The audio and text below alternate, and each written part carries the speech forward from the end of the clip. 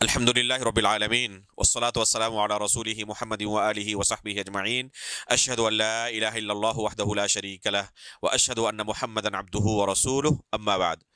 محترم حاضرین، آپ کے سامنے ایک اہم مسئلے پر کچھ باتیں رکھنی ہے۔ وہ مسئلہ ہے کہ کیا مصلی سجدے کی حالت میں اپنی زبان میں دعا کر سکتا ہے؟ بہت زیادہ یہ سوال لوگوں کی طرف سے آتا ہے، اس لیے مناسب معلوم ہوا کہ اس سوال کے تعلق سے دو چار باتیں آپ کے سامنے رکھی جائیں۔ اللہ کے رسول صلی اللہ علیہ وسلم کا ارشاد ہے، اما الرکوع فعظموا فیہ الرب واما السجود فاکثروا فیہ الدعاء فقمن ان یستجاب لکم۔ اور ایک دوسری حدیث میں اللہ کے رسول صلی اللہ علیہ وسلم کا ارشاد ہے، اقرب ما یکون العبد من ربہ وہو ساجد فاکثروا فیہ الدعاء۔ ان دونوں حدیثوں کا معنی یہ ہے کہ سجدے کی حالت میں ایک بندہ اپنے رب سے سب سے زیادہ قریب ہوتا ہے، اس لیے بکثرت اللہ رب العالمین سے سجدے کی حالت میں دعا کیا کرو۔ تو دونوں حدیثوں کے اندر رسول اللہ صلی اللہ علیہ وسلم نے سجدے کی حالت میں بکثرت دعا کرنے کا حکم دیا ہے۔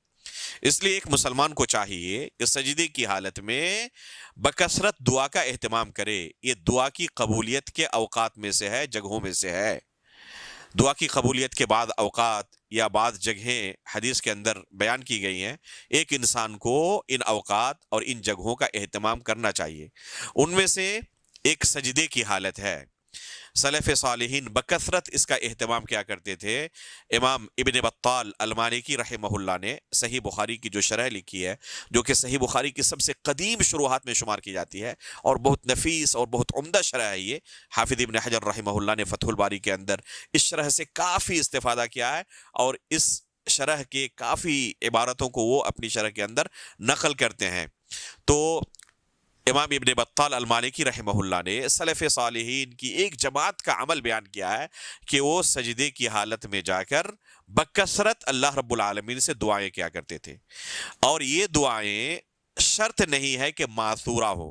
معثورہ کا مطلب یعنی یہ شرط نہیں ہے کہ قرآن کے اندر یا حدیث کے اندر یہ دعا ہمیں ملے تبھی ہم وہ دعا کر سکتے ہیں، بلکہ اس کے اندر وسعت ہے۔ سلف صالحین کے عمل سے بالکل واضح ہو جاتا ہے کہ وہ صرف معصورہ دعائیں نہیں بلکہ غیر معصورہ دعائیں بھی بکثرت کیا کرتے تھے۔ مثلا امام احمد بن حنبل رحمہ اللہ کے تعلق سے آتا ہے، فرماتے ہیں، ما سجدت سجدة منذ 40 سنة الا ودعوت فيها للامام الشافعی رحمہ اللہ۔ امام شافعی رحمہ اللہ امام احمد بن حنبل رحمہ اللہ کے استاد تھے۔ اپنے استاد کے متعلق امام احمد بن حنبل رحمہ اللہ فرماتے ہیں کہ گزشتہ 40 سال سے میں نے کوئی ایک سجدہ ایسا نہیں کیا جس میں اپنے استاد امام شافعی کے لیے دعا نہ کی ہو۔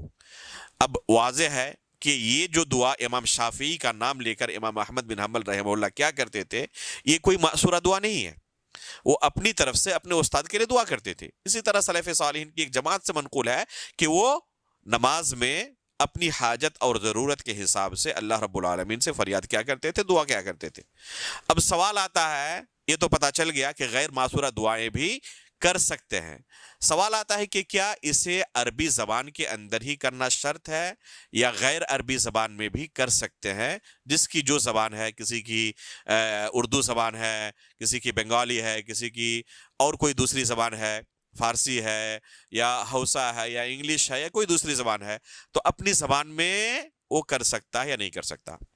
یہاں پر ہم یہی کہیں گے جیسے کہ علماء نے کہا ہے کہ اگر وہ عربی زبان پر دعا کرنے میں قادر ہو، عربی زبان میں دعا کر سکتا ہو، تو اسے عربی زبان کے اندر ہی دعا کرنی چاہیے، کیونکہ سلف سے جو دعائیں منقول ہیں وہ عربی زبان کے اندر ہی ہیں۔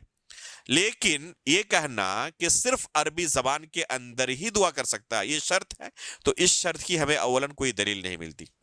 دوسری بات یہ کہ شریعت زبان کی وجہ سے کسی کو کوئی رعایت دے اور کسی کی زبان او نہ ہو اس لیے اس کو اس سے محروم کر دے، یہ شریعت کے عام مزاج اور اصول کے خلاف ہے۔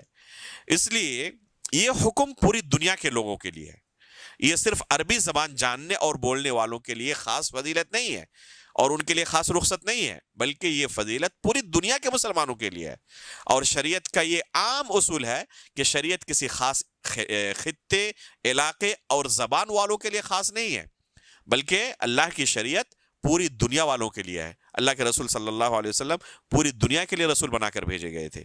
استاد محترم شیخ عبد المحسن العباد حفظہ اللہ، جو کہ موجودہ زمانے میں ایک معروف عالم دین ہے، اور خصوصاً مسجد نبوی کے اندر انہوں نے جو 30-40 سال سے حدیث کی تدریس کی ہے، خدمت انجام دی ہے، جس وجہ سے دنیا کے کونے کونے میں ان کے تلامذہ پھیلے ہوئے ہیں، اور مدینہ یونیورسٹی کے اپنے اساتذہ سے جو وہاں کے پروفیسر ہیں ان کا جو ذکر خیر سنا ہے، بلکہ بہت سارے مشائخ کہتے ہیں کہ ابھی موجودہ زمانے میں شاید کہ پوری دنیا کے سب سے بڑے محدث شیخ عبد المحسن العباد حفظہ اللہ ورعاہ ہیں.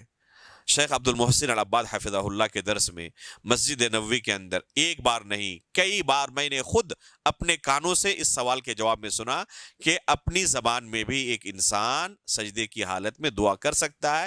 اگر عربی زبان نہ جانتا ہو، جو زبان جانتا ہو، کوئی حرج نہیں، اپنی زبان میں وہ بندہ دعا کر سکتا ہے. تو شریعت نے اس بارے میں گنجائش رکھی ہے، اس لیے ایک انسان کو نماز کے اندر دعا کا اہتمام کرنا چاہیے، خصوصاً اگر وہ عربی زبان میں دعا جانتا ہو یا مأثورہ دعائیں کرنا چاہتا ہو، تو یہ اس میں کوئی کسی کی طرف سے اختلاف نہیں، اور غیر مأثور دعاؤں کے بارے میں سلف صالحین کا عمل رہا ہے، اس لیے اس میں بھی کوئی حرج نہیں ہے. اور راجح قول کے مطابق اگر اپنی زبان میں بھی کوئی دعا کرنا چاہے تو اس میں بھی شرعاً کوئی پابندی نہیں ہے. رہی بات کہ یہ کیا صرف فرض نماز کے لیے ہی ہے یا سنت اور نفلی نمازوں کے اندر ہی صرف ہم یہ دعا کر سکتے ہیں، تو دیکھیں جس حدیث کے اندر دعا کی بات آئی ہے اس میں فرض اور نفل کی کوئی تخصیص نہیں کی گئی ہے، کوئی تفریق نہیں کی گئی ہے. تو اگر نفل نماز کے اندر جائز ہے تو فرض کے اندر بھی جائز ہے، کوئی الگ سے تفریق اس میں وارد نہیں ہے. لیکن اگر کوئی احتیاط کرنا چاہے اور صرف نفل نمازوں کے اندر کرنا چاہے، کوئی حرج نہیں ہے. کوئی کسی کا دل مطمئن نہ ہو رہا ہو کہ کیسے اپنی زبان میں نماز کے اندر ہم دعا کریں، عربی زبان میں ہوتا تو الگ بات تھی، اسے بھی ہم کوئی زور زبردستی نہیں کرنا چاہتے. کسی کا دل مطمئن ہو تو وہ کر سکتا ہے، انشاءاللہ اس میں کوئی حرج نہیں ہے، اور محققین علماء اسے جائز قرار دیتے ہیں. اللہ رب العالمین سے ہم دعا کرتے ہیں کہ اللہ رب العالمین دین کے مسائل کو سیکھنے، سمجھنے اور عمل کرنے کی ہمیں توفیق عطا فرمائے. آمین. تقبل یا رب العالمین. وصلی اللہ علی نبینا محمد.